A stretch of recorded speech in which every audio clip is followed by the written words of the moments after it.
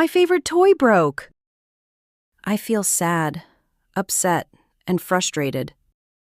Sometimes toys break. I may wish my toy was not broken. I might feel like crying.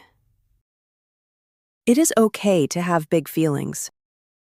I can take deep breaths to help my body feel calm. I can ask a grown-up for help.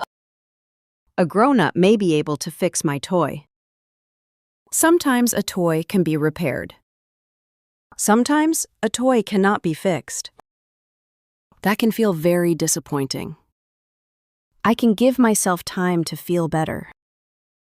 I can play with another toy or activity. I can remember the fun times I had with my toy. My feelings will get smaller with time. I can be proud of myself for staying calm and safe. When my favorite toy breaks, I can handle my big feelings. I am strong, safe, and okay.